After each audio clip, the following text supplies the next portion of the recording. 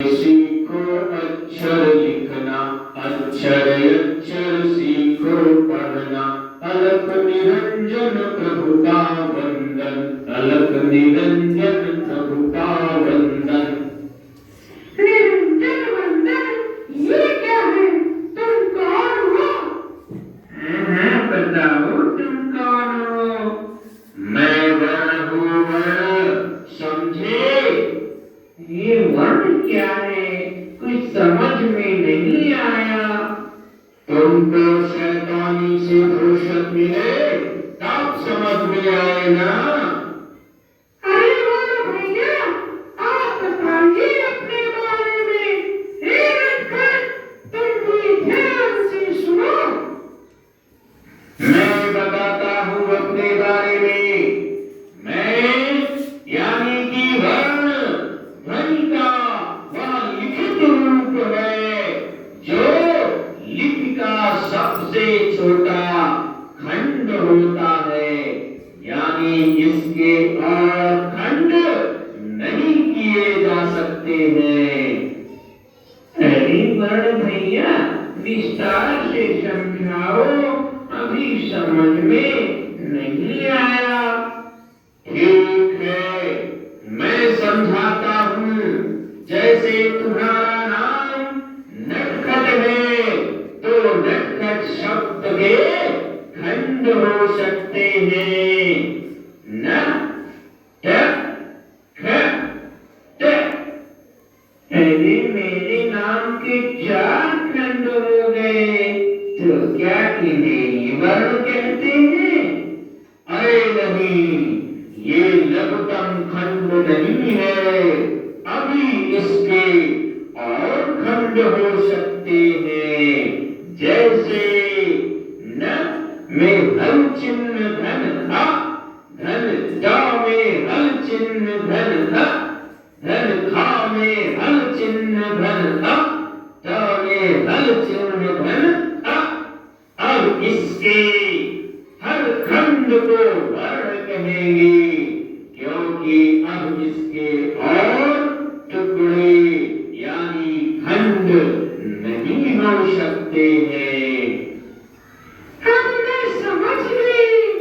ध्वनि चिन्हों का लिखित रूप जिसके और खंड नहीं किए जा सकते हैं, वर्ण कहलाता है।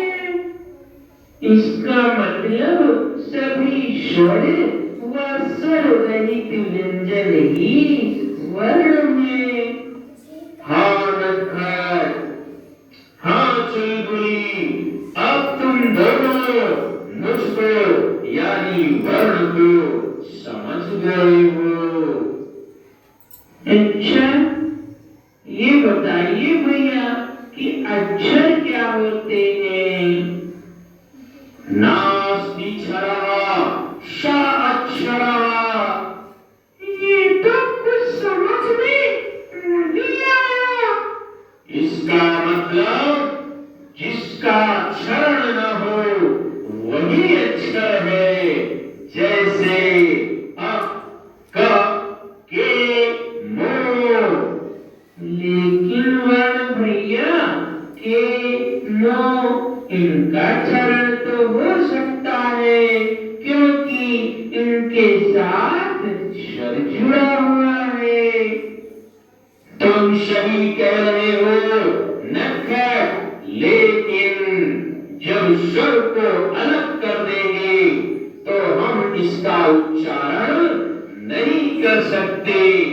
यानी कि भाषा का लघुतम उच्चार्य खंड ही अक्षर है। सभी स्वर और स्वर युक्त व्यंजन ही अक्षर हैं। अच्छा भैया, मुझे अक्षर तो समझ में आ गया, लेकिन अब बताओ, आपके परिवार में कुल कितने सदस्य हैं? यानी कि कुल कितने वर्ण हैं? हाँ भैया, बताओ। ठीक है, मैं बताता हूँ। मेरे परिवार में 52 सदस्य हैं, यानी कुल 52 वर्ण हैं। और 52 वर्णों का मेरा क्रमबद्ध सुव्यवस्थित परिवार ही वर्णमाला कहलाता है। अच्छा भैया, आपके यानी वर्णों के मुख्य रूप से कितने भेद होते हैं? वर्ण के 2 भेद होते हैं। नंबर 1 स्वर और नंबर 2 व्यंजन। स्वर की शुरुआत अ से होती है और व्यंजन की शुरुआत क से होती है। अच्छा, स्वर कितने होते हैं? स्वर 11 होते हैं, अ से लेकर अ तक। व्यंजन कितने होते हैं? व्यंजन 39 होते हैं। स्वर 11, व्यंजन 39, ये दोनों को मिलाकर 50 ही हो रहे हैं। आपने तो 52 वर्ड बताया था। सुनो तो, 2 वर्ण और होते हैं, अं, अह। इन्हें अयोगवाद कहते हैं। ये ना स्वर में आते हैं और ना व्यंजन में। अरे वाह बड़ भैया, हमें तो वर्णमाला समझ में आ गई, आ गई, आ गई। 52 वर्ण मिले तो बनती वर्णमाला। 52 वर्ण मिले तो बनती वर्णमाला। हिंदी इस पर ही आधारित, खुले ज्ञान का ताला। 11 स्वर 39 व्यंजन, 2 है अयोगवाह। वर्ण वर्ण को जान जान कर मिले ज्ञान की राह। 52 वर्ण